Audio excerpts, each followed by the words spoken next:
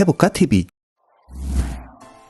마커를 잘 활용하면 체계적인 편집에 도움이 된다는 것을 모두 잘 알고 계시지만 막상 실전 편집에서는 잘 사용하지 않게 되는데요. 이번 강좌를 통해 마커의 실용성을 다시 한번 확인하시고 실전 편집에 적용해 보시길 바랍니다. 좋아요. 그럼 시작해보죠. 해볼까 TV. 마커는 배경음악의 비트에 맞게 컷 편집을 할 때 사용하거나 영상 클립을 타임라인에 올린 후 클립의 인아웃점을 마커로 표시하고 빠르게 컷 편집을 할 때 사용하기도 합니다. 이번 강좌에서는 그 외의 기능에 대해서 알아보도록 할 건데요. 그 전에 기본적인 사용법을 알아보죠. 마커를 표시할 위치에 플레이 헤드를 위치시키고 단축키 M을 눌러주면 마커가 표시됩니다. 마커는 기본적으로 프라이머리 스토리 라인에 표시되는데요. 만일 원하는 스토리 라인에 마커를 표시하고 싶다면 원하는 스토리 라인의 클립을 선택한 후 단축키 M을 눌러주면 됩니다. 마커를 삭제하려면 마커를 마우스 우클릭한 후 삭제를 선택해 주거나 마커를 선택한 후 단축키 컨트롤과 M을 함께 눌러주면 마커가 삭제됩니다. 저는 이렇게 섹션을 구분하기 위해 마커를 표시해 놨는데요. 이 마커를 챕터로 설정하면 CD 타이틀 제작 시에 자동으로 챕터가 생성되고 유튜브 영상의 타임 스탬프를 작성하는 데 매우 유용합니다. 챕터는 뒤에 자세히 다루도록 하고 먼저 해야 할 일로 설정하고 활용하는 방법에 대해 알아보겠습니다. 확대해서 볼까요? 지금은 편집이 완료된 상태이지만 컷 편집 중이라고 가정하고 설명드릴게요. 컷 편집을 쭉 하면서 스케일이라든지 색 보정 등의 후 편집을 해야 하는 컷이 있다면 우선 마커로 표시해두고 컷 편집 완료 후 편집을 하면 빠르고 편리하게 편집할 수 있습니다. 클립을 선택한 후 단축키 M. 이 클립도 선택하고 단축키 M. 이 두 클립에 표시된 마커에 해야 할 일을 적용하고 사용해 보도록 하겠습니다. 마커로 표시된 위치로 이동하는 단축키는 컨트롤과 어퍼스트로피 그리고 컨트롤과 세미콜론입니다. 컨트롤과 세미콜론을 누르면 앞쪽 마커로 이동하고 컨트롤과 어퍼스트로피를 누르면 뒤쪽 마커로 이동합니다. 자, 마커를 더블 클릭하면 마커 설정 창이 뜨는데요. 마커의 기능을 표준, 해야 할 일, 챕터 이렇게 세 가지로 설정할 수 있습니다. 해야 할 일을 선택하고 내용을 적습니다. 흑백 처리라고 하고 완료 클릭. 마커가 붉은색으로 바뀌었죠? 단축키 컨트롤과 세미콜론을 눌러서 앞쪽 마커로 이동합니다. 마커를 더블 클릭하고 이번엔 해야 할 일을 확대라고 할게요. 이런 식으로 각 컷에 해야 할 일을 설정하면 됩니다. 이제 인덱스를 열어줍니다. 태그를 선택하고 아래쪽 버튼 메뉴 중 해야 할 일 버튼 메뉴를 클릭합니다. 목록에 방금 설정한 두 개의 해야 할 일이 보이죠? 흑백 처리를 선택하면 플레이 헤드가 흑백 처리로 설정한 마커 쪽으로 이동하고 확대를 선택하면 플레이 헤드가 확대로 설정된 마커로 이동합니다. 좋아요. 이 클립을 확대 편집해 보겠습니다. 편집이 완료되었다면 마커를 더블 클릭한 후 여기 완료됨에 체크를 해줍니다. 그러면 마커가 녹색으로 변하고 인덱스의 해야 할 일 목록에서 확대가 사라지게 되죠. 완료 클릭. 뒤쪽 클립의 해야 할 일도 편집해 볼까요? 컨트롤과 어퍼스트로피를 눌러서 뒤쪽 마커로 이동. 클립을 선택하고 흑백으로 편집해 줍니다.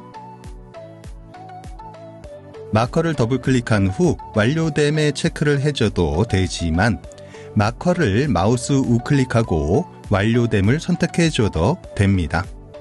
이런 식으로 마커를 해야 할 일로 설정하고 사용할 수 있습니다. 지금은 예를 들어 두 개만 해봤지만 런타임이 긴 영상을 편집할 때는 더 유용하게 사용될 수 있겠죠. 이번엔 챕터의 사용법을 알아보죠. 앞에서 말씀드렸던 것처럼 각 섹션의 시작 위치에 마커를 해놨습니다. 전체 런타임이 약 1시간 50분이고요. 첫 번째 마커를 더블클릭한 후 챕터를 선택하고 내용에 챕터 1이라고 설정합니다. 이 부분을 드래그하여 챕터의 범위를 설정할 수 있는데요. 이렇게 하면 DVD 타이틀을 제작할 때 챕터의 범위로 인식한다고 하네요. 요즘엔 DVD를 거의 사용할 일이 없어서 이 부분은 그냥 패스하도록 하겠습니다. 네, 뒤쪽의 마커도 모두 챕터로 설정해 줍니다.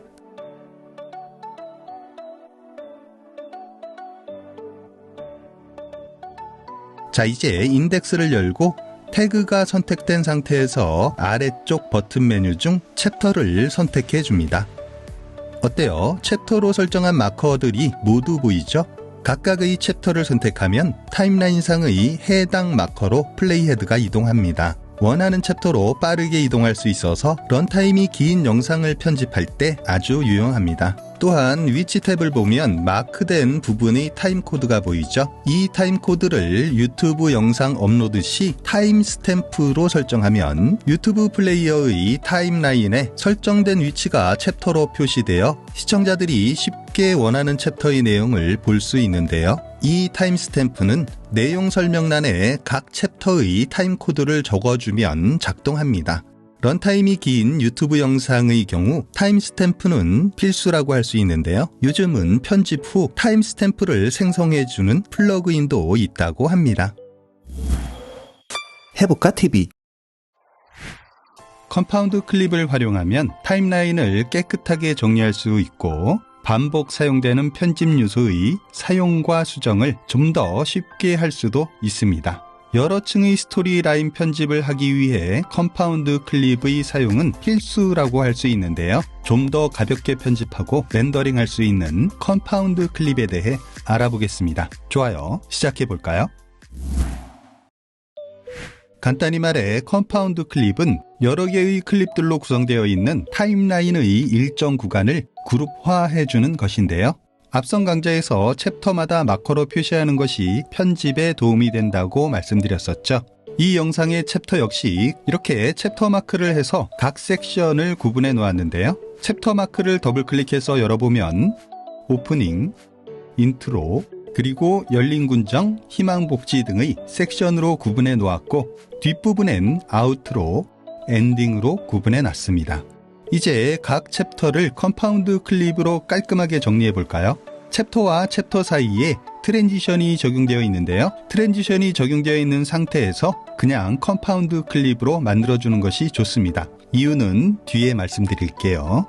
오프닝 챕터의 모든 클립을 선택한 후 마우스 우클릭하고 새로운 컴파운드 클립을 선택해주면 컴파운드 클립이 생성됩니다. 단축키는 옵션과 G입니다. 새로운 컴파운드 클립 클릭, 클립 이름과 이벤트를 설정한 후 확인 클릭.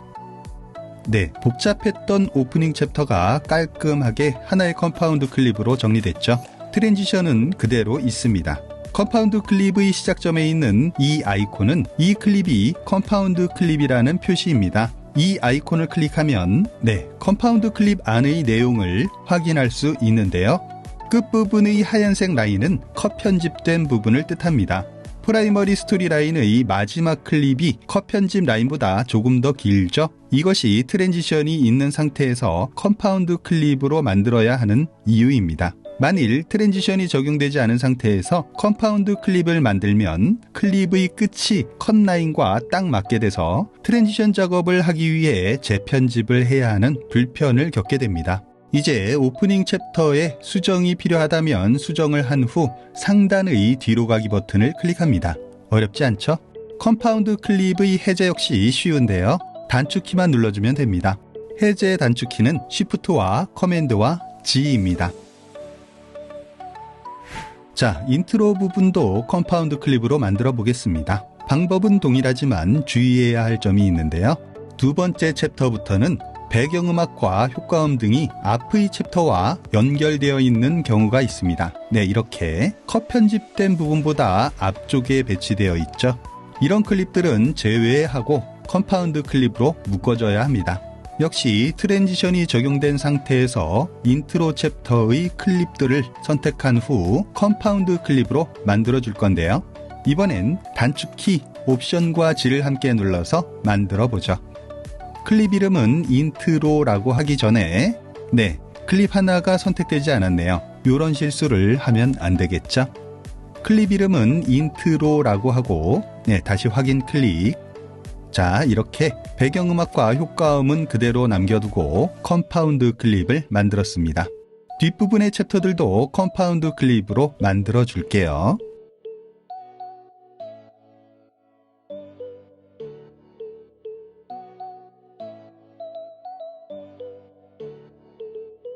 네, 완료됐습니다. 어때요? 아주 깔끔해졌죠?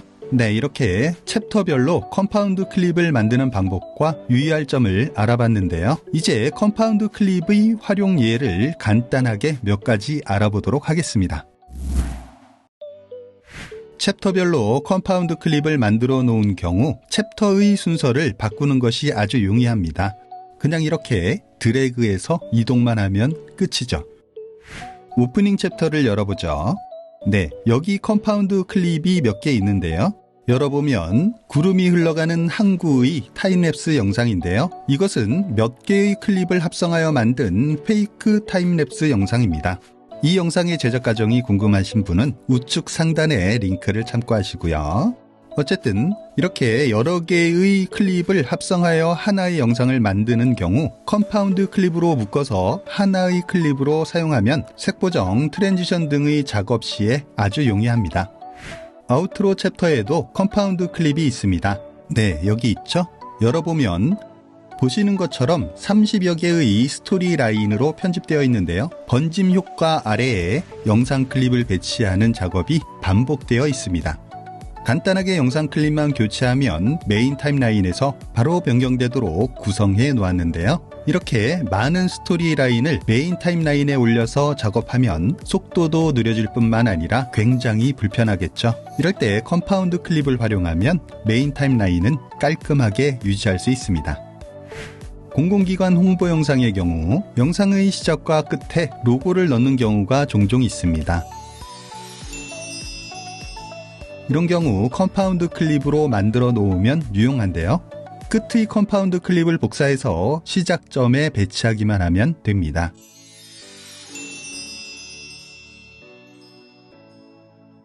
또한 뒤쪽 컴파운드 클립을 열고 배경색을 변경하면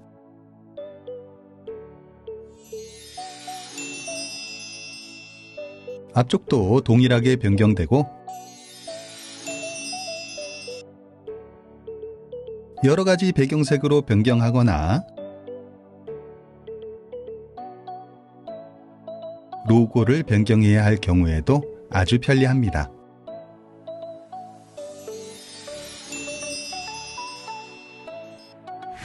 이번엔 또 다른 편집본의 예를 보겠습니다. 인트로에 컴파운드 클립으로 묶어서 편집한 부분이 있는데요. 확대해서 보면 여러 개의 컴파운드 클립들이 나열되어 있죠. 하나를 열어볼까요? 네, 제너레이터 소스로 편집된 하나의 긴 클립이 있고 그중 일부분만 사용된 것으로 표시되어 있습니다. 제너레이터 소스는 인스펙터의 드롭존 소스만 변경해주면 간단하게 편집할 수 있어서 많이 사용하게 되는데요. 단점은 길이 조절을 하려면 모션에서 재편집해줘야 한다는 것입니다. 이 제너레이터 소스의 경우 런타임이 1분이 조금 넘죠. 다시 메인 타임라인으로 가서 살펴보죠.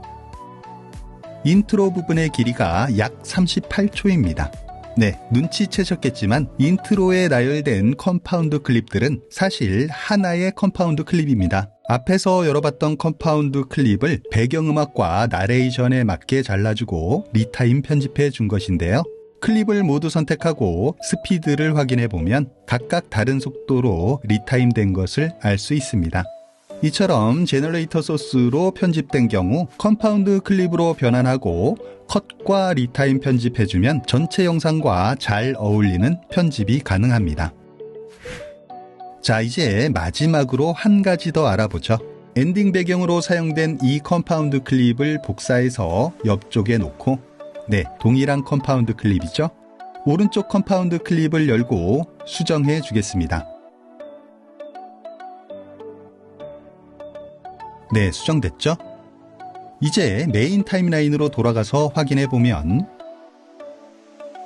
두 영상이 모두 수정됐습니다.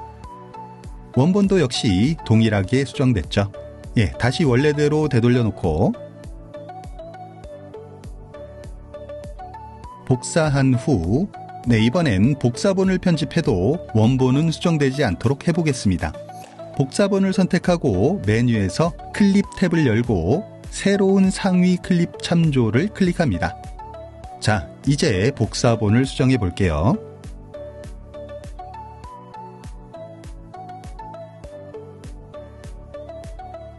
네, 수정됐죠? 원본을 볼까요? 네, 이렇게 원본은 변경되지 않고 그대로 있습니다. 해볼까 TV. 조정 레이어를 활용하면 컷 편집된 원본 클립에 직접 적용하지 않고 컬러 그레이딩, 효과, 트랜지션 등의 편집을 할 수 있는데요. 특히 런타임이 길고 클립 수가 많을 경우 조정 레이어의 사용은 필수라고 할 수 있습니다. 조정 레이어는 영어로 어저스트먼트 레이어라고 하죠. 간단히 말해 조정 레이어는 하위 스토리라인의 모든 클립의 속성을 일괄 조정해주는 기능을 합니다. 편집 시 활용도가 매우 높은 기능이라서 다빈치 리졸브, 프리미어 등의 편집 프로그램에서는 기본적으로 제공되고 있지만 이상하게도 파이널 컷 프로에는 기본으로 제공되어 있지 않아서 직접 제작하거나 다운로드하여 별도 설치 후 사용해야 합니다. 조정 레이어는 모션에서 파이널 컷 프로용 타이틀로 간단하게 제작할 수 있는데요. 한번 해볼까요? 모션을 열고 파이널 컷 프로 타이틀을 선택합니다. 프리셋에서 원하는 세팅 값을 선택합니다. 저는 4K 울트라 HD를 선택할게요. 원하는 프레임 레이트와 길이를 설정하고 열기를 클릭합니다. 여기에 텍스트 입력은 필요 없으니까 선택 후 del 키를 눌러서 삭제하고 타이틀 배경 체크박스에 체크하여 활성화합니다. 자, 이 상태로 커맨드와 S를 함께 눌러서 저장해 주면 되는데요. 저는 템플릿 이름을 복가의 조정 레이어라고 하고 카테고리는 내가 만든 효과를 선택하겠습니다. 만일 새로운 카테고리를 만들고 싶다면 여기 새로운 카테고리를 클릭해서 만들면 됩니다. 테마는 없음으로 설정하고 발행 버튼 클릭. 예, 끝입니다. 간단하죠? 파이널 컷 프로를 열고 확인해 볼까요? 타이틀 사이드바를 보면 여기 내가 만든 효과라는 카테고리가 있고 그 안에 방금 만든 복가의 조정 레이어가 있습니다.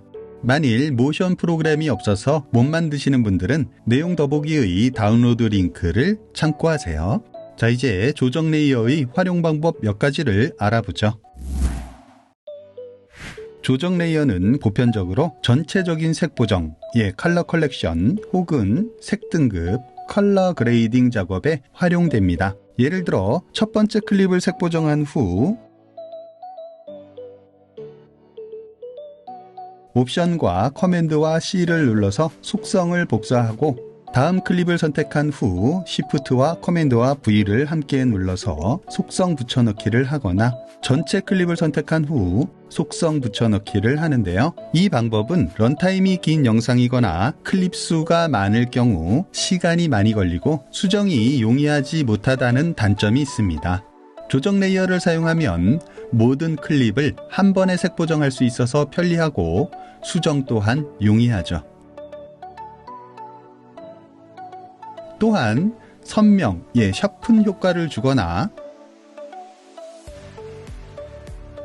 넛을 적용할 때에도 아주 유용합니다.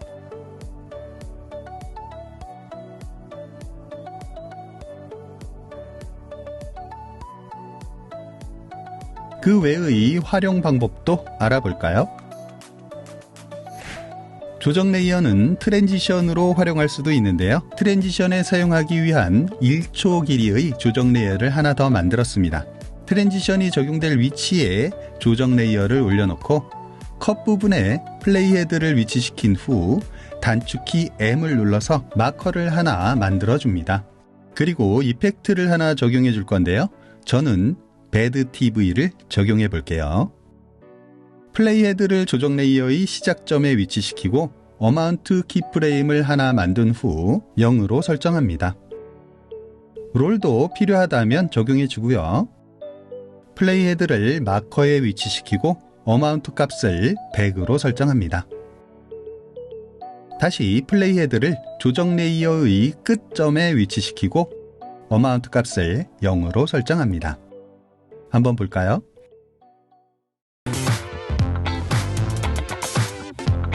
네, 줌 효과를 추가해 보죠.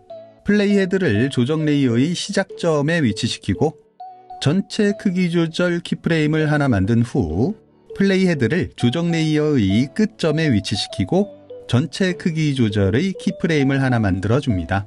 플레이 헤드를 마커에 위치시키고 키프레임을 하나 만든 후 원하는 만큼 확대해 줍니다.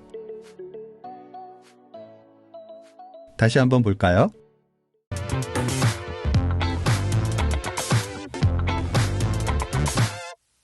이렇게 만든 조정 레이어는 원하는 위치로 이동하거나 복사하여 사용할 수 있습니다.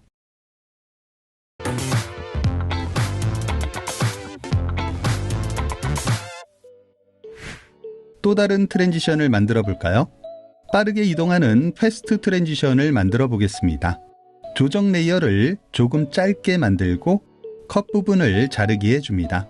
앞쪽 조정 레이어가 선택된 상태에서 플레이 헤드를 조정 레이어의 시작점에 위치시키고 전체 크기 조절을 100으로 설정한 후 키프레임을 만들어 줍니다. 회전은 0으로 키프레임을 만들어 줍니다. 플레이 헤드를 컷 부분으로 위치한 후 전체 크기 조절을 400으로 설정하고 키프레임을 만들어 줍니다. 회전은 마이너스 90으로 설정하고 키프레임을 만들어 줍니다. 뒤쪽 조정 레이어를 선택하고 플레이 헤드를 조정 레이어의 끝점에 위치시킨 후 전체 크기 조절은 100, 회전은 0으로 키프레임을 만들어 줍니다. 플레이 헤드를 컷 부분으로 위치한 후 전체 크기 조절 400, 회전은 90으로 설정하고 키프레임을 만들어 줍니다. 조정 레이어를 하나 더 가져와서 흐림 효과를 적용해주면 더 자연스럽겠죠? 회전하는 트랜지션이니까 방사형을 적용해보죠. 네, 이렇게 만든 조정 레이어의 전체 크기 조절 값을 수정해주면 간단하게 다른 느낌의 트랜지션을 만들 수 있습니다. 이번엔 가로로 이동하는 패스트 트랜지션을 만들어 볼까요?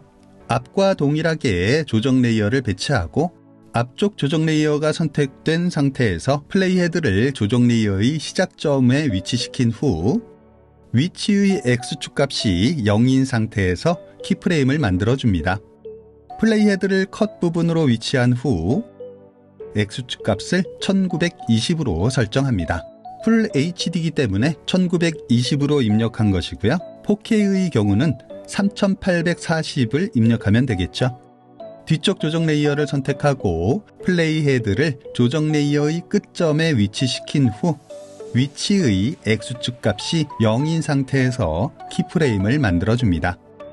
플레이 헤드를 컷 부분으로 위치한 후 X축 값을 마이너스 1920으로 설정합니다. 조정 레이어를 하나 더 가져와서 흐림 효과 중 지향성을 적용해 주겠습니다. 어마운트 값을 1920으로 설정합니다. 이렇게 만든 조정 레이어를 복사해서 X축 값 대신 Y축 값을 수정한 후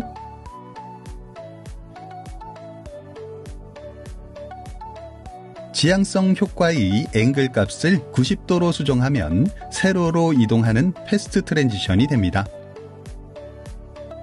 이동 방향과 지향성 효과의 각도를 조절하면 또 다른 패스트 트랜지션을 만들 수 있겠죠?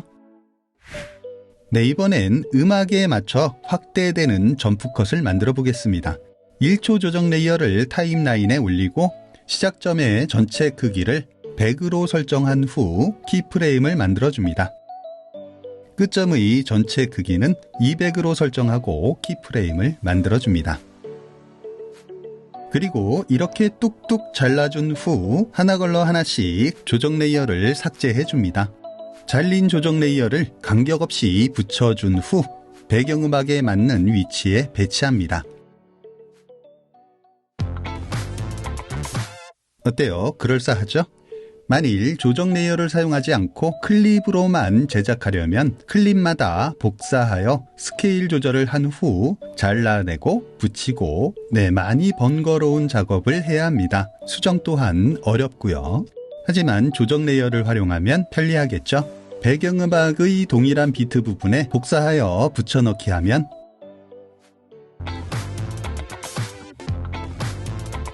끝입니다. 해볼까 TV? 어떤 영상 편집 툴로 편집을 하든 간에 키프레임 편집은 필수겠죠. 하지만 다양한 이펙트와 타이틀 효과에 밀려 잘 사용하지 않게 되는데요. 우리가 지하 깊숙이 묻어두고 있었던 키프레임 애니메이션에 대해 알아보도록 하겠습니다. 키프레임 애니메이션을 설명드리기 위해 이렇게 간단한 쉐입 몇 개를 준비했습니다. 흰색으로 채워진 원 하나와 라인 원 두 개가 있는데요. 흰색 원을 라인 원 안으로 집어넣는 애니메이션을 만들어 보도록 하겠습니다. 키프레임 작업은 단순한 작업이지만 그래도 잊어버리고 있는 부분이 있을 수 있으니까 차근차근 알아보도록 하죠. 키프레임 애니메이션은 인스펙터에서 할 수 있고 프리뷰 창과 타임라인에서도 할 수 있습니다. 먼저 가장 기초적인 작업을 하는 인스펙터입니다. 플레이헤드를 시작점에 위치시키고 인스펙터의 변형, 트랜스폼이죠. 변형에서 위치를 편집해 줄 건데요. 여기 마름모 모양의 버튼을 클릭하면 버튼이 노란색으로 변하고 키프레임이 생성됩니다. 자, X축 값을 조절하면 요래요래 움직이죠. 원하는 시작점으로 위치시킵니다. 이제 흰색 원이 라인 원 안으로 이동하는 애니메이션을 만들어 보죠. 플레이헤드를 뒤쪽으로 이동한 후 키프레임을 하나 더 만들고 X축 값을 조절해서 이동시킵니다. 여기 없던 것이 생겼는데요. 이것은 플레이헤드를 이전 키프레임으로 이동시키는 버튼입니다. 요건 다음 키프레임으로 이동하는 버튼이고요. 이전 키프레임으로 이동한 후 한번 보죠.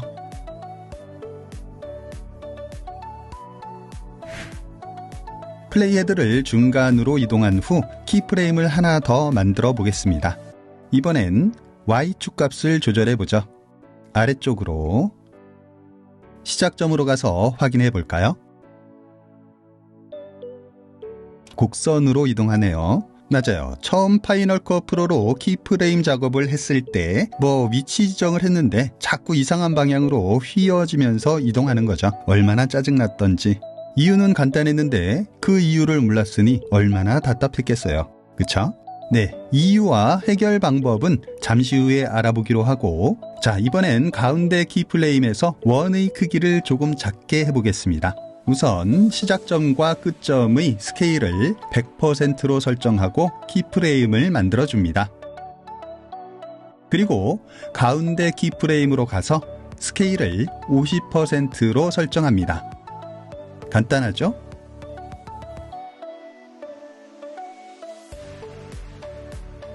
이번엔 또 다른 흰색 원을 하나 더 만들어서 위쪽 라인 원 안으로 들어가게 해보겠습니다. 일단 클립을 복사해서 올려줘야겠죠? 만일 키프레임마다 인스펙터의 위치와 스케일을 조절해줘야 한다면 손이 아주 많이 가는 작업이 되겠죠? 하지만 우리는 앵커를 이용할 겁니다. 우선 시작점에서 앵커의 X축 값과 Y축 값이 0인 상태에서 키프레임을 하나 만들어줍니다.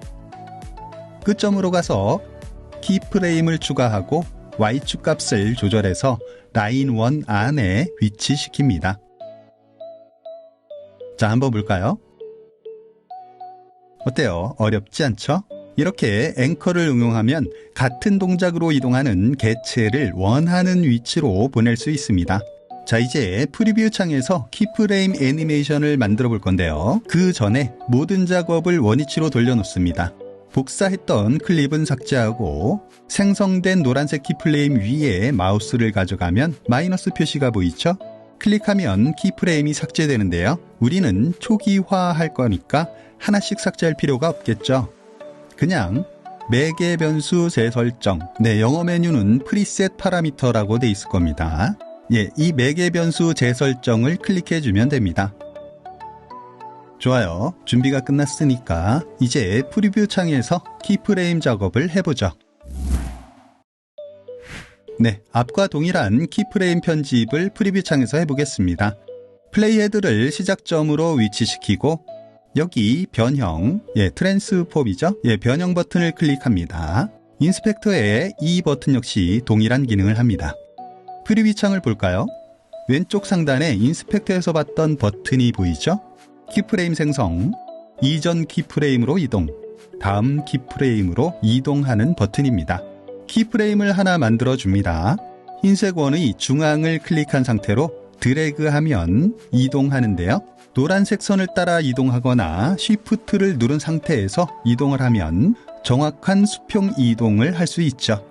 끝 위치로 플레이헤드를 이동하고 키프레임 추가, 클릭한 상태로 드래그해서 라인1 안에 위치시킵니다. 키프레임이 생성된 위치에서는 생성 버튼에 X자 표시가 되는데요. 클릭하면 키프레임이 삭제됩니다. 시작점으로 가서 한번 보죠.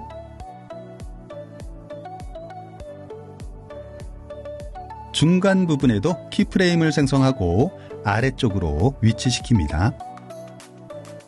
노란색 선에 맞춰서 이렇게 인스펙터에서 편집했던 것과 동일하게 곡선이 움직이죠.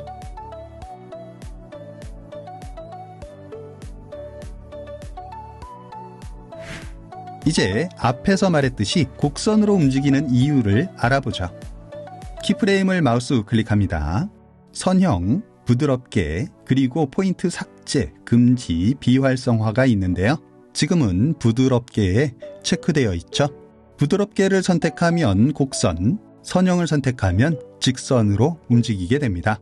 파이널 컷 프로는 키프레임 포인트를 생성하면 부드럽게로 자동 설정되는데요. 이것을 모르거나 선형으로 변형하는 방법을 알지 못하면 정말 왕짜증이 나는 거죠. 이 곡선은 변형할 수 있는데요. 여기 이 핸들을 클릭한 상태로 움직이면 곡선의 형태가 바뀌게 됩니다. 쉬프트를 누른 상태로 핸들을 드래그하면 0, 45, 90, 135, 180 이렇게 45도 단위로 회전하며 핸들의 위치를 설정할 수 있고, 커맨드를 누른 상태에서 드래그하면 좌우의 핸들이 동일한 비율로 줄어들고 늘어나면서 설정됩니다. 쉬프트와 커맨드를 함께 누른 상태로도 설정할 수 있고요. 핸들을 이용한 곡선 변형은 프리뷰 창에서만 사용 가능합니다. 인스펙터나 타임라인에서는 사용할 수 없죠. 이번엔 선형으로 만들어 볼까요? 키프레임 포인트를 우클릭하고 선형 클릭. 아직 완벽한 직선이 아니죠. 앞과 뒤의 키프레임도 선형으로 바꿔줍니다.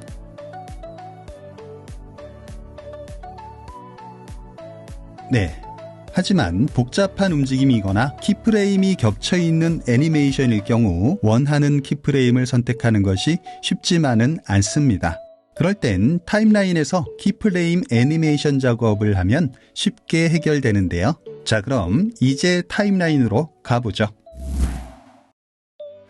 클립을 우클릭하고 비디오 애니메이션 보기, 영어로는 쇼 비디오 애니메이션을 클릭합니다.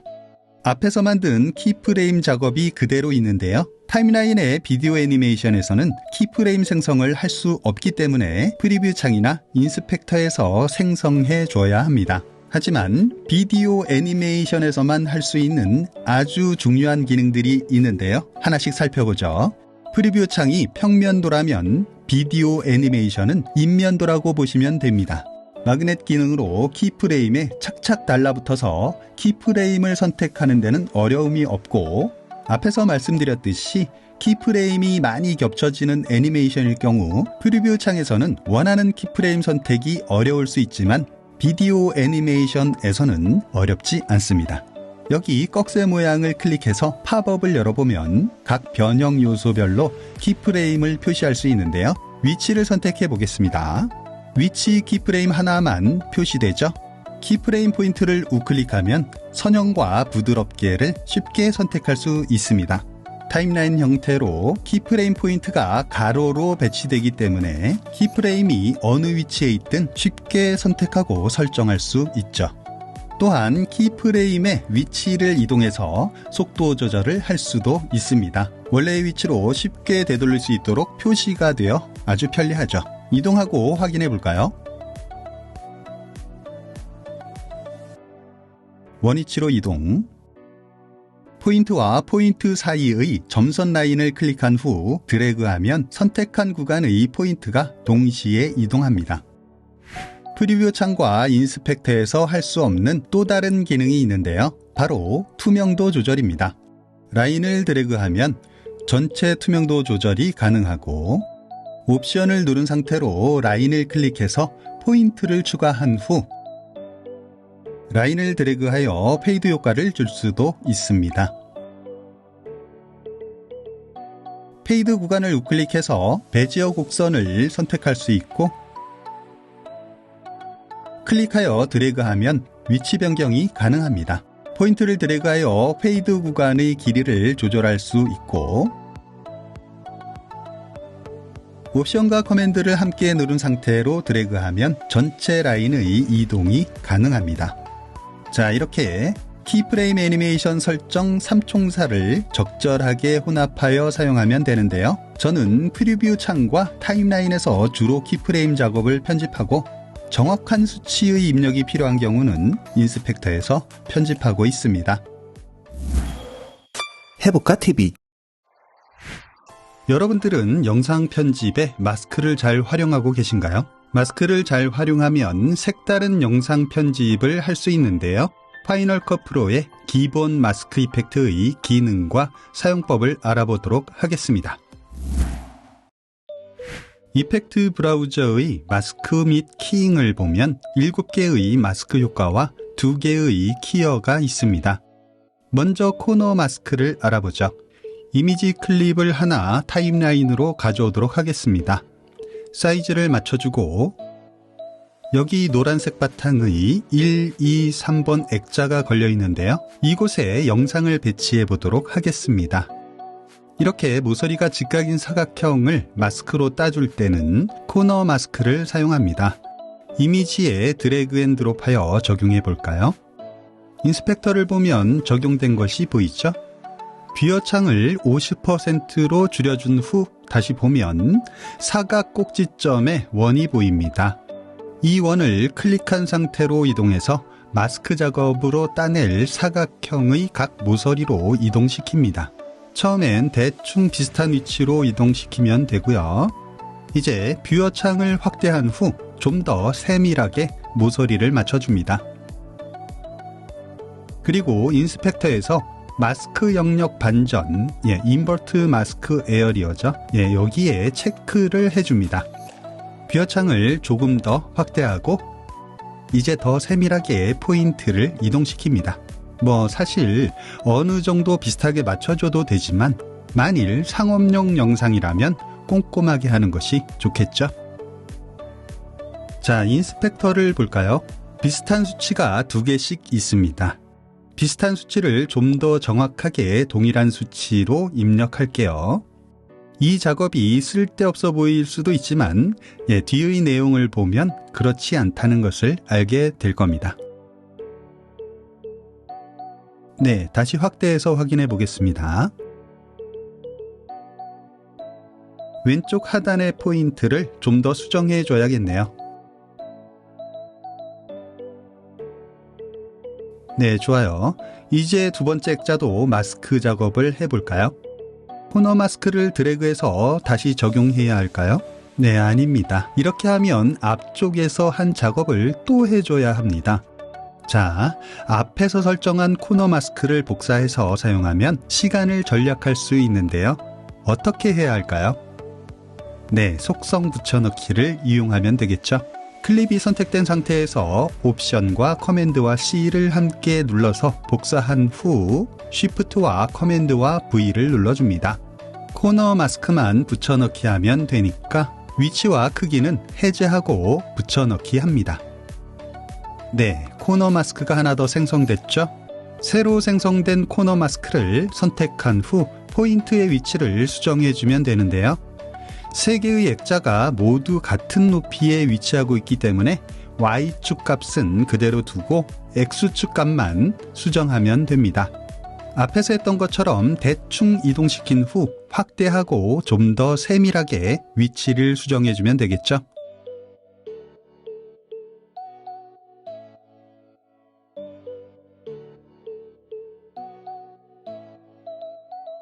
세 번째 액자의 마스크도 속성 붙여넣기 하고 동일하게 작업해주면 됩니다.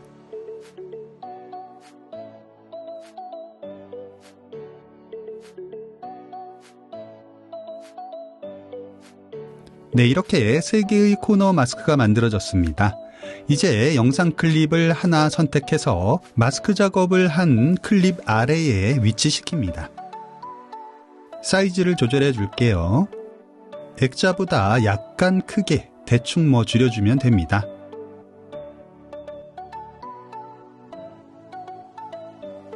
한번 볼까요? 네, 나쁘지 않죠? 중간쯤부터 나타나도록 영상 클립을 하나 더 올려보겠습니다. 사이즈를 수정해주고 네, 불필요한 부분은 크롭으로 잘라준 후 한번 볼까요?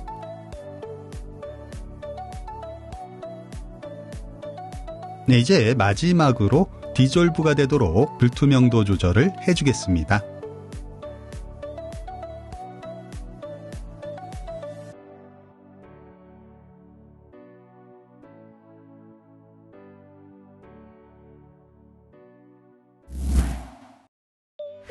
또 하나 해볼까요?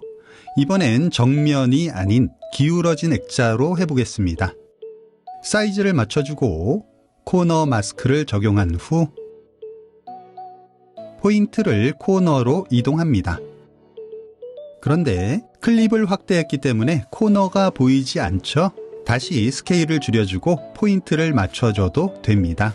마스크는 적용한 클립의 스케일에 맞게 자동으로 늘어나고 줄어들기 때문에 축소하여 포인트를 설정한 후 다시 확대해도 되는 거죠. 우선 대충 위치를 잡고 뷰어창을 확대한 후 정확하게 포인트의 위치를 맞춰줍니다. 이제 인스펙터에서 마스크 영역 반전, 인버트 마스크 에어리어에 체크를 해주면 네, 이렇게 구멍이 뚫렸죠? 다시 클립의 스케일을 확대해주면 네, 마스크도 따라서 확대됩니다. 영상 클립을 드래그하여 아래쪽에 위치시킨 후 한번 볼까요? 네, 이제 아래쪽 클립을 액자와 어울리도록 왜곡 값을 조절해 주겠습니다. 프리뷰 창 아래의 왜곡 버튼을 클릭한 후 뷰어 창을 50%로 설정합니다. 각도를 얼추 비슷하게 회전한 후 각 포인트를 클릭한 상태로 드래그하여 왜곡시키면 되는데요. 가능하면 크게 늘리면서 편집하기보다는 줄이면서 위치를 잡아줘야 클립의 화질을 유지할 수 있습니다. 가로와 세로 각 라인과 수평이 잘 되도록 조절해주면 되겠죠. 자, 각 라인과 비슷하게 왜곡됐습니다. 확인해 볼까요? 뭔가 빠진 것 같죠? 마스크를 끄고 확인해 보면 네, 창틀의 그림자가 표현되지 않았네요. 만들어 볼까요? 아래쪽에 영상 클립을 옵션을 누른 상태로 드래그해서 복사한 후 제일 위쪽에 위치시킵니다. 그림자가 잘 보이도록 투명도를 조절해 줍니다. 자, 이제 그림자의 형태에 맞게 마스크 작업을 해줄 건데요. 어떤 마스크를 사용하면 될까요? 네, 그리기 마스크, 드로우 마스크를 사용하면 되겠죠. 드래그하여 적용시킵니다. 그리기 마스크는 원하는 위치에 제어 포인트를 생성할 수 있고 핸들을 이용해 곡선을 만들 수 있기 때문에 불규칙한 모양의 마스크 작업을 할 때 아주 유용합니다. 커서가 펜 모양으로 바뀌고 옆에 플러스 표시가 보이죠? 이 상태에서 클릭하면 제어 포인트를 생성할 수 있습니다. 비어창을 확대한 후 클릭하면서 그림자의 형태에 맞게 제어 포인트를 생성해 줍니다. 포인트를 다 생성한 후 시작점에 커서를 가져가면 플러스 표시가 동그라미 모양으로 바뀌는데요. 이 상태에서 시작점을 클릭하면 마스크가 완성됩니다. 위치가 안 맞는 포인트 위에 커서를 가져가면 이동 커서로 바뀌고 클릭한 상태로 드래그하면 포인트의 위치를 바꿀 수 있습니다.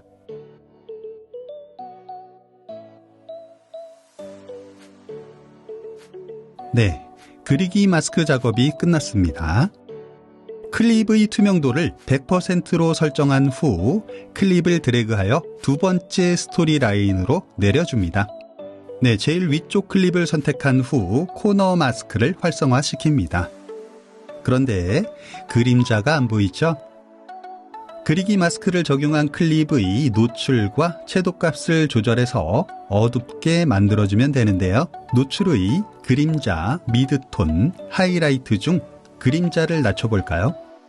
어때요? 좀 어색하죠? 네, 미드톤도 좀 어색합니다. 하이라이트를 낮추면 어색하지 않게 그림자를 표현할 수 있습니다. 채도도 약간 낮춰주고, 네, 한번 확인해 보죠.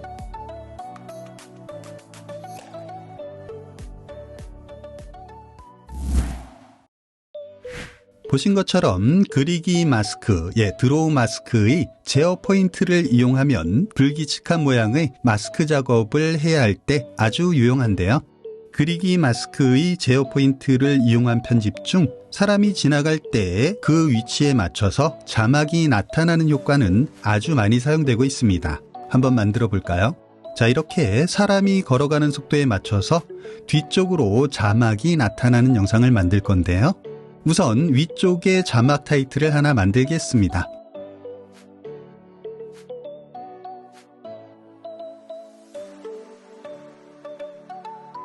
자막을 반투명하게 만들고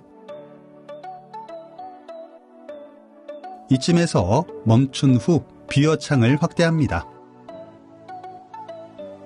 그리고 그리기 마스크를 영상 클립에 적용합니다. 이제 제어 포인트를 찍어서 마스크를 만들 건데요. 사람의 등 부분 모양과 일치하게 여러 개의 포인트를 찍어줍니다.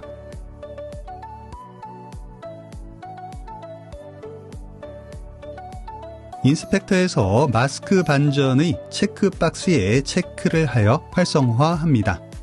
시작 위치를 표시하기 위해 단축키 M을 눌러서 마커를 생성한 후 인스펙터로 가서 제어 포인트의 키 플레임을 하나 만들어줍니다. 플레이 헤드를 뒤쪽으로 조금 이동한 후 제어 포인트를 등 모양에 맞게 다시 이동시킵니다. 이 작업은 인내가 필요합니다. 서두르지 말고 천천히 그리고 아주 꼼꼼하게 포인트를 이동시켜야 합니다. 다시 플레이 헤드를 뒤쪽으로 조금 이동한 후 제어 포인트를 등 모양에 맞춰서 이동시킵니다. 네, 이렇게 조금씩 플레이 헤드를 이동하고 제어 포인트도 이동시킵니다. 플레이 헤드를 너무 많이 이동하면 어색한 결과가 발생하니까 아주 조금씩 네.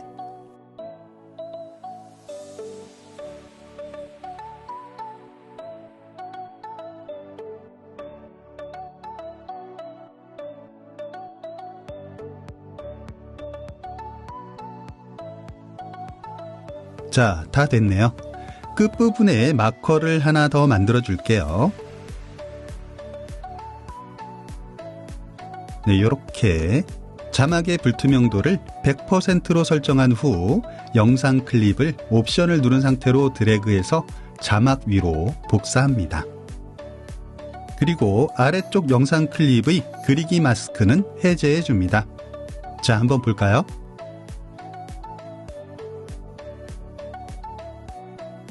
어때요? 그럴싸한가요? 자막에 마스크 작업을 해도 같은 결과를 만들 수 있습니다. 그런데 왜 영상 클립에 마스크 작업을 했을까요? 그 이유는 자막을 수정해도 같은 결과물을 만들 수 있기 때문인데요. 자막을 하나 더 만들어서 보여드릴게요.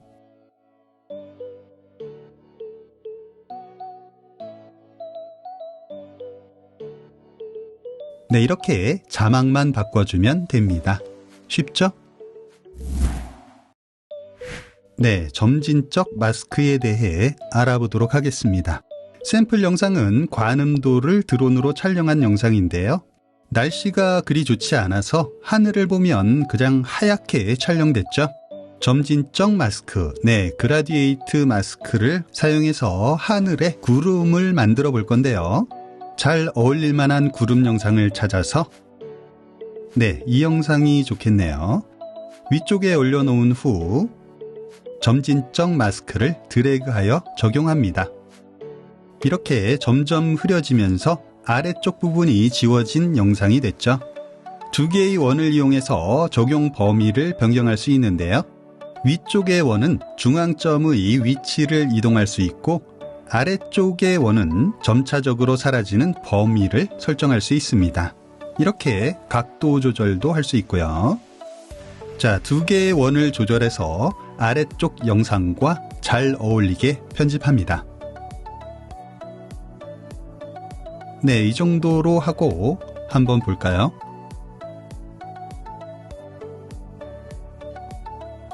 색 보정도 조금 해줄게요.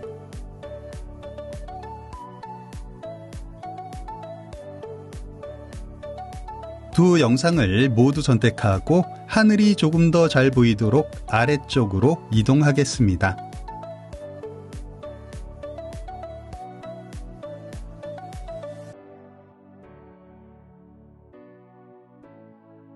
네, 점진적 마스크. 어렵지 않죠? 또 다른 영상을 적용해 볼까요?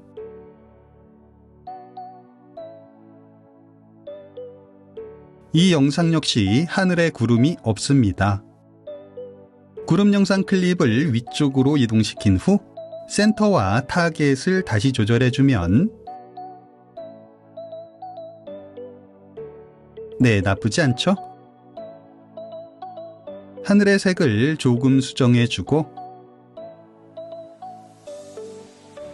전체적인 위치도 수정해 보겠습니다.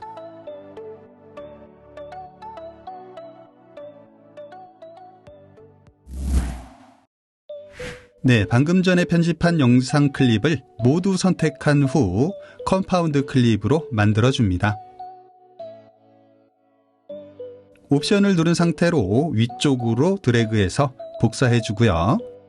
이번엔 비넷 마스크를 적용해 볼게요. 비넷 마스크는 타원형으로 점진적 마스크를 만들어줍니다. 프리뷰 창을 보면 이렇게 두 개의 타원형 라인이 있고 중앙에 위치를 컨트롤할 수 있는 포인트가 있습니다. 안쪽 타원을 클릭한 상태로 드래그하면 크기를 조절할 수 있고 바깥쪽 타원을 클릭한 상태로 드래그하면 필 오프 값을 조절할 수 있습니다. 필 오프 라인을 기준으로 바깥쪽에 마스크가 적용된다고 생각하시면 되는데요. 아래쪽 영상 클립을 단축키 V를 눌러서 비활성화 시켜보면 어때요? 영상의 필 오프 라인 바깥쪽 부분이 사라진 것을 확인할 수 있죠. 아래쪽 영상 클립을 단축키 V를 눌러서 다시 보이게 한 후 노출 값을 수정해서 조금 어둡게 만들어 주겠습니다. 채도도 조금 낮춰주고요. 확인해 보면 영상의 가장자리가 조금 어둡게 편집됐죠. 영상의 가장자리가 어두워지면 보는 이로 하여금 집중도를 높일 수 있습니다.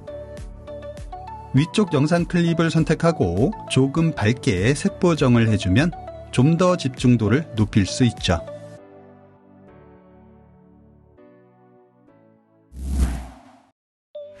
이번엔 이미지 마스크에 대해 알아보죠. 미리 자막을 하나 만들어 놨고요. 아래쪽에 영상 클립 하나를 배치해 볼게요. 이제 이 영상 클립에 이미지 마스크를 적용하도록 하겠습니다.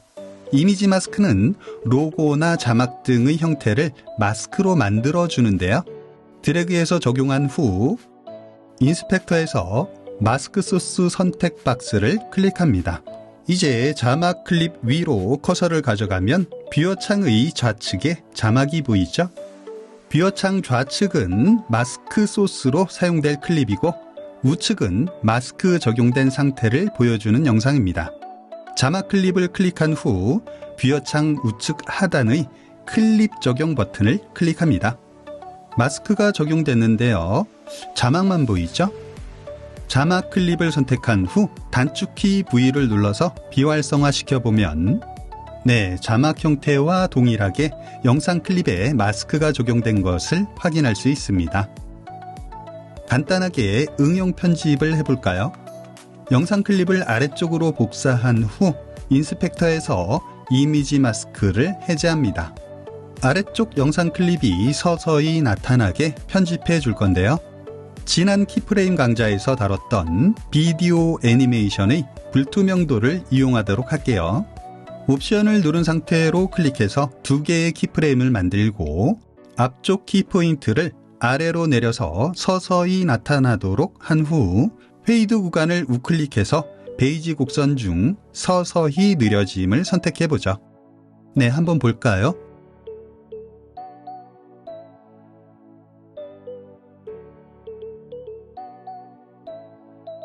자, 이번엔 끝부분에 자막이 서서히 나타나도록 해보겠습니다. 앞부분은 잘라내고 역시 비디오 애니메이션의 불투명도를 이용하도록 하겠습니다. 이번엔 라인의 시작점을 클릭한 상태로 드래그해서 페이드를 줘보죠. 이렇게 애니메이션 창을 닫고 확인해 볼까요? 이렇게 이미지 마스크를 응용하면 영상에 다양한 변화를 줄 수 있습니다.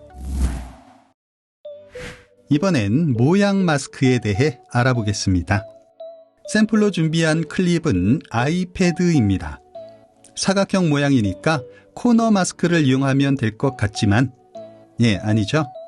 모서리 부분이 곡선으로 되어 있기 때문에 코너 마스크를 사용하면 안 되고요. 이럴 땐 모양 마스크, 쉐입 마스크를 사용해야 합니다.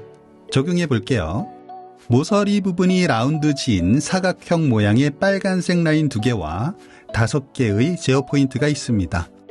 인스펙터에서 반경과 곡률도를 조절할 수 있는데요. 곡률도는 뷰어 창에서 이 포인트로 조절할 수도 있습니다. 또한 불투명도 조절, 마스크 반전, 패더, 감소, 그리고 제어 포인트를 설정할 수 있습니다. 이 영상에서는 패더가 필요 없으니까 패더 값과 감소 값을 모두 0으로 설정합니다. 이제 사이즈를 조절해 줄 건데요. 뷰어 창에서 녹색 포인트를 이용해서 가로와 세로 사이즈를 조절할 수 있습니다.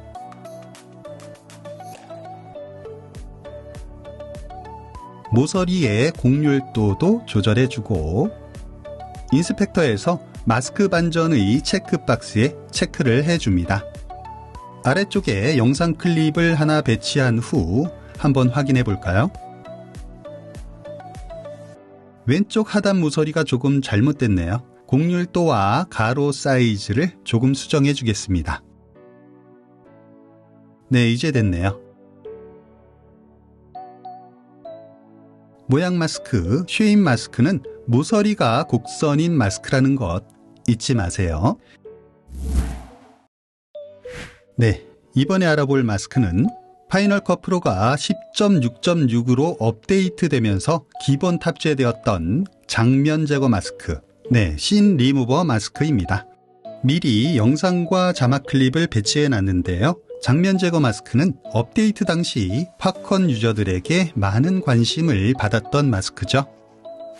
정말 다양한 방법으로 활용되지만 시간상 모두 다룰 수 없고 앞에서 그리기 마스크로 만들어봤던 나타나는 자막 효과를 만들어 보도록 할 건데요. 이 제작 과정을 보셔서 알겠지만 제어 포인트를 하나하나 찍는 과정은 정말 노가다나 다름없습니다. 하지만 장면 제거 마스크에서는 빠르고 쉽게 만들 수 있죠. 좋아요. 한번 만들어 볼게요. 영상 클립을 복사해서 자막 클립 위에 배치한 후 장면 제거 마스크를 적용합니다.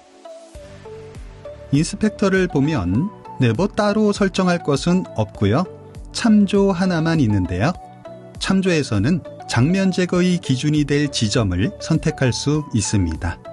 영상을 한번 볼게요.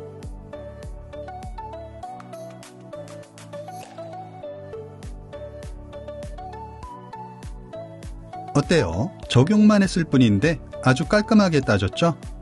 이렇게 복잡한 부분을 그리기 마스크로 따내려면 얼마나 오래 걸릴까요? 네, 계산도 안 되네요. 정말 깔끔하게 마스크 작업이 됐습니다. 하지만 이렇게 깔끔한 마스크 작업을 하려면 몇 가지 필수 조건이 있는데요. 자세한 설명은 우측 상단의 카드에 링크된 영상을 통해 확인할 수 있으니까 참고하세요. 몇 가지 팁과 응용 예제도 있으니 장면 제거 마스크를 이해하는데 도움이 많이 되실 겁니다. 자, 이제 나타나는 자막으로 편집해보죠. 자막 끝에 사람이 위치한 부분으로 플레이 헤드를 이동합니다. 아래쪽 영상 클립을 선택하고 그리기 마스크를 적용합니다.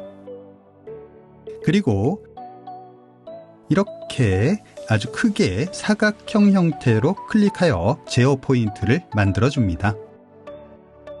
인스펙터에서 제어 포인트 키프레임 생성 버튼을 클릭해서 키프레임을 하나 만들어줍니다.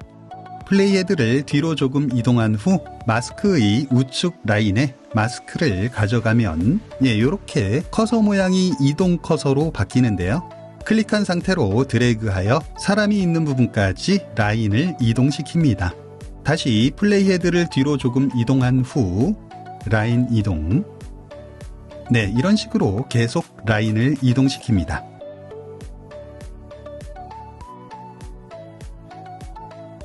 자, 다 됐죠?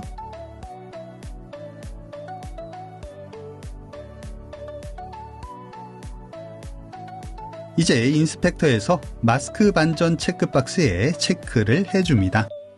영상 클립을 옵션을 누른 상태로 드래그하여 자막 위쪽에 복사해 줍니다. 제일 아래쪽 영상 클립의 그리기 마스크는 해제해 주고요. 네, 한번 볼까요? 반대로 됐네요. 다시 자막 바로 위의 영상 클립을 선택하고 마스크 반전의 체크를 해제해 줄게요. 네, 한번 볼까요?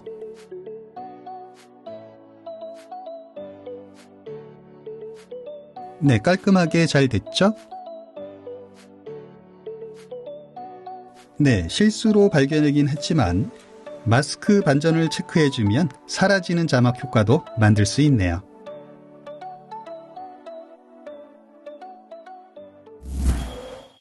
해볼까 TV? 파이널 컷 프로의 추적기, 네, 영문 버전에서는 트래커죠. 추적기를 활용한 모션 트래킹 기능과 사용법을 알아보도록 하겠습니다. 추적기의 사용법은 처음엔 조금 헷갈릴 수도 있는데요. 순서대로 적용하면 아주 간단하고 쉽게 모션 트래킹을 할 수 있습니다. 좋아요. 그럼 시작해보죠. 파이널 컷 프로의 추적기는 10.6 버전부터 탑재가 되었는데요. 그전엔 모션 트래킹을 하기 위해서 별도의 플러그인을 설치해야만 했습니다. 저는 FCPX4의 오토 트래커와 스테빌라이저, 그리고 서페이스 트래커 등을 사용했었는데요. 오토 트래커는 따라다니는 자막을 만들 수 있고, 스테빌라이저는 한때 유행했던, 요즘도 숏폼에서 많이 사용되고 있는 트래킹 캠 효과를 만들 수 있습니다. 그런데 10.6 버전부터 파이널 컷 프로에 기본 탑재된 추적기로도 이 효과를 쉽게 만들 수 있는데요. 어떻게 하면 되는지 지금부터 알아보죠. 오브젝트 트래커 기능으로 따라다니는 자막을 만들어 보겠습니다. 플레이 헤드를 영상 클립의 시작점에 위치시킵니다. 영상 클립이 선택된 상태에서 비디오 인스펙터를 아래로 쭉 내려보면 여기 추적기가 보이죠?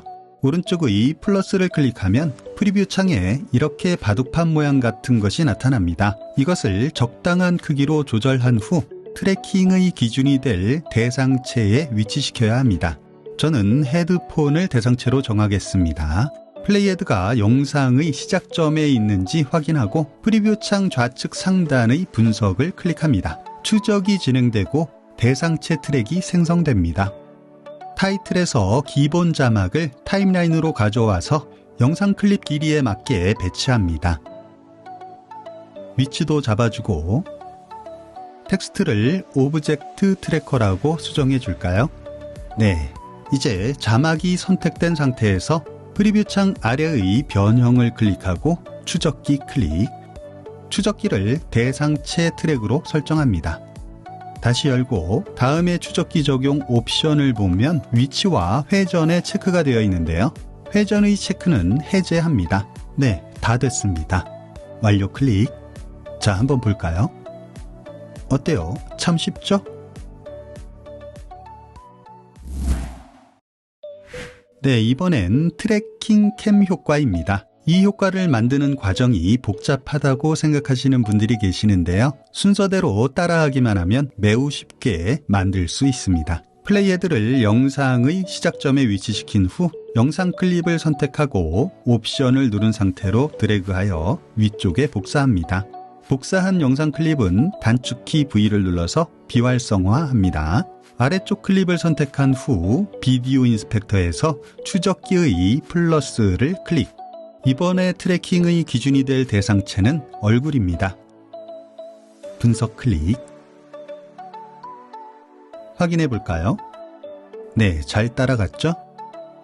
트래킹이 적용된 클립을 선택하고 크기 전체 스케일을 -100으로 설정합니다. 플레이헤드를 시작점에 위치한 후 위쪽 클립을 선택하고 단축키 V를 눌러서 활성화합니다.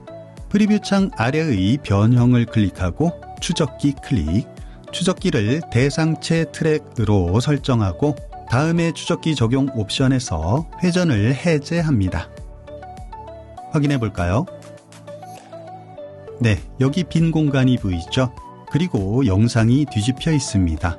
다시 똑바로 뒤집고 빈 공간이 보이지 않도록 확대해야 하겠죠?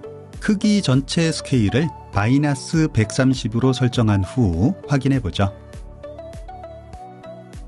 만일 빈 공간이 보인다면 -130보다 조금 더 확대해 주면 됩니다.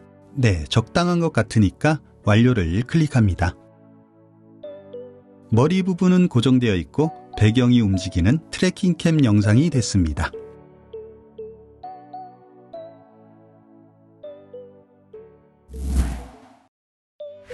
하나 더 해볼까요? 요즘 숏폼을 통해 댄스 챌린지 영상을 많이 올리고 있는데요. 트래킹 캠 효과를 사용하면 재미있는 영상을 만들 수 있습니다. 앞에서 했던 순서대로 만들어 볼까요? 클립을 복사하고 아래쪽 클립에 추적기를 생성하고 얼굴을 중심으로 대상체 트랙을 만들어줍니다. 에러가 났네요. 이렇게 에러가 나면 에러 난 부분부터 다시 분석해주면 됩니다. 분석이 끝났다면 크기 전체 스케일을 -100으로 설정, 위쪽으로 복사한 클립을 선택하고 추적기를 대상체 트랙으로 설정합니다. 다음에 추적기 적용 옵션에서 회전은 해제, 완료 클릭. 이번엔 크기 전체 스케일을 -140으로 설정해 볼까요? 만일 위치를 변경하고 싶다면 위치 값을 조절해 줘도 됩니다.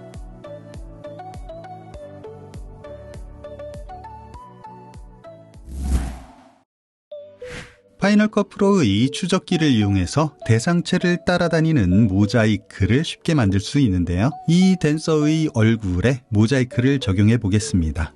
모자이크 이펙트를 클릭한 상태로 드래그하여 프리뷰 창의 얼굴 부분에 가져가면 자동으로 얼굴을 인식합니다. 크기와 위치를 얼굴에 맞게 조절한 후 비디오 인스펙터에서 모자이크 설정 값을 적당히 조절해 줍니다. 플레이헤드가 시작점에 위치한 상태에서 해줘야 되겠죠? 네, 다시 위치를 잡아줘야겠네요. 이제 분석을 클릭합니다. 분석이 다 됐죠? 완료 클릭. 확인해 볼까요?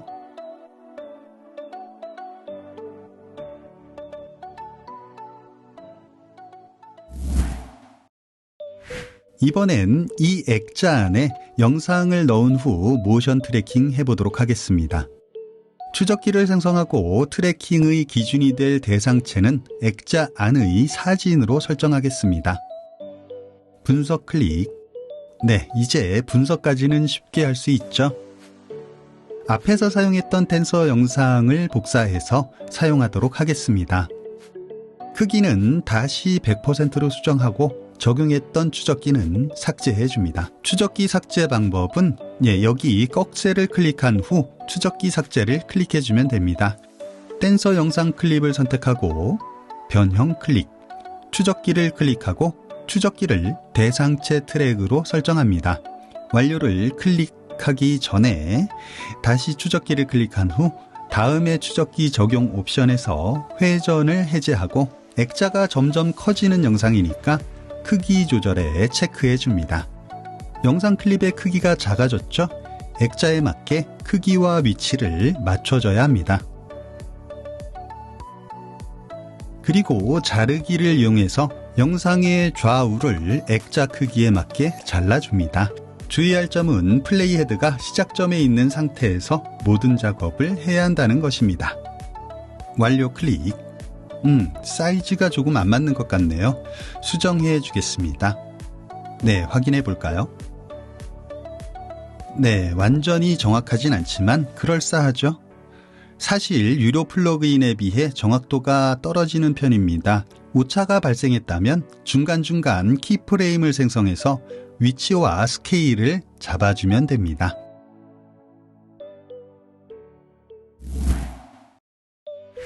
마지막으로 하나만 더 해볼까요? 이렇게 그린 키를 뺄 수 있는 스톡 영상을 활용해서 패드 안에 영상을 넣어 보겠습니다. 자, 플레이 헤드는 어디에? 네, 시작점에 위치시킵니다. 이펙트의 마스크 및 키잉에서 그린 스크린 키어를 드래그하여 영상 클립에 드롭합니다. 그린색이 쏙 빠졌죠? 패드의 액정 부분이 뻥 뚫리게 됩니다. 좋아요. 앞에서 사용했던 댄서 영상 클립을 복사해서 또 사용하도록 하겠습니다. 크기는 다시 100%로 수정하고 적용했던 추적기를 삭제해 줘야겠죠? 댄서 영상 클립을 아래쪽으로 이동합니다. 키가 빠져서 구멍이 난 부분에 아래의 영상이 보이죠? 위쪽 영상을 선택하고 추적기를 생성한 후 트래킹의 기준이 될 대상체는 패드의 버튼으로 설정하겠습니다. 분석 클릭. 아래쪽 영상을 선택하고 크기와 위치를 액정 크기에 맞게 조절해 줍니다. 프리뷰 창 아래의 변형을 클릭하고 추적기 클릭, 추적기를 대상체 트랙으로 설정하고 다음의 추적기 적용 옵션에서 회전을 해제합니다. 완료 클릭. 확인해 볼까요? 만일 어색한 부분이 있다면 위치와 크기를 조절해 줍니다. 네, 이번 강좌는 여기까지입니다.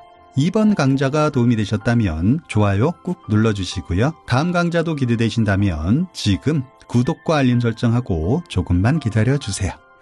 지금까지 해볼까TV의 복가였습니다. 해볼까TV. 다음에 또 봐요.